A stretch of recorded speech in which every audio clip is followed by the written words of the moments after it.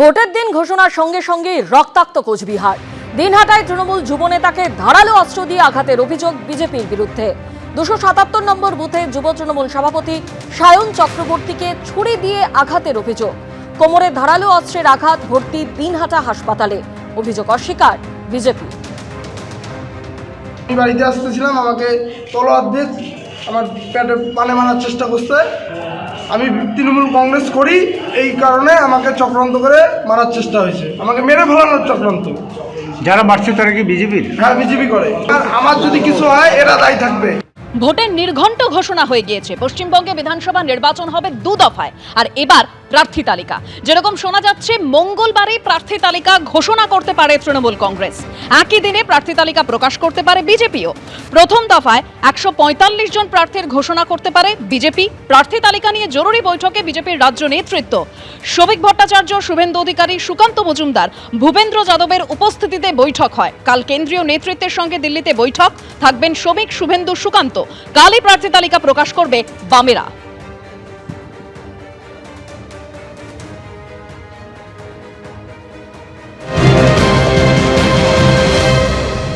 সমস্ত শক্তিকে আমরা এককাট্টা করব।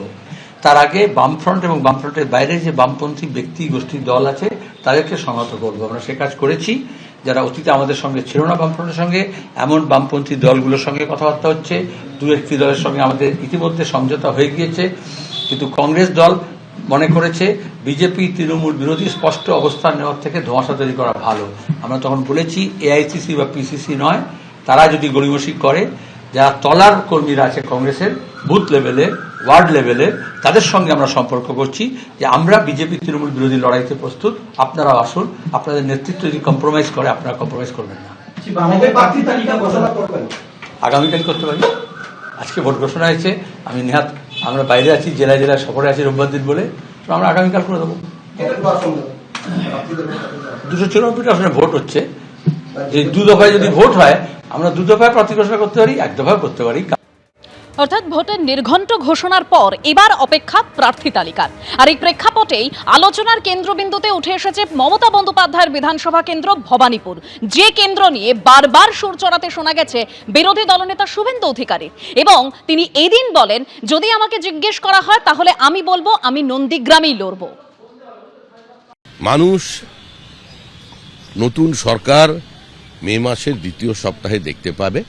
8 দফায় কমিয়েছিল 77, এবার 2 দফায় সেটাও কমে 27-এ দাঁড়াবে। আর ভোটের নির্ঘণ্ট ঘোষণার পরই হুঙ্কার দিয়েছেন বিজেপির সর্বভারতীয় সভাপতি নীতিন নবীন। তিনি বলছেন, পশ্চিমবঙ্গ, তামিলনাড়ু ও কেরলে সরকার গড়তে চলেছে বিজেপি। অসম, পুদুচেরিতেও ফের সরকার গঠনের পথে বিজেপি। আসন্ন ভোটের জন্য প্রস্তুত এনডিএ ও বিজেপি, পোস্ট করেছেন নীতিন নবীন।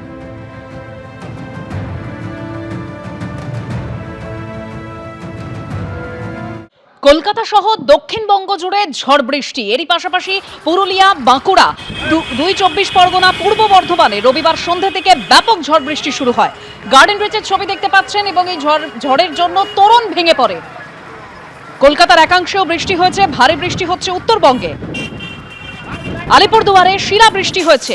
মালদাতেও ঝড় বৃষ্টি চলছে।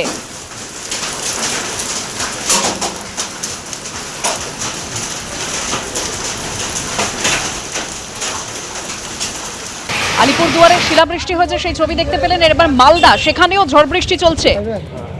আগামীকালও উত্তরবঙ্গে ভারী বৃষ্টির পূর্বাভাস রয়েছে। মঙ্গলবার পর্যন্ত রাজ্য জুড়ে বৃষ্টি চলবে বলে জানিয়েছে আলিপুর আবহাওয়া দপ্তর।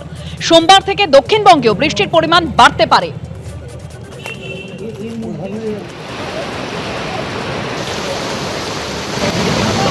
এবিপি আনন্দ, এগিয়ে থাকে, এগিয়ে রাখে।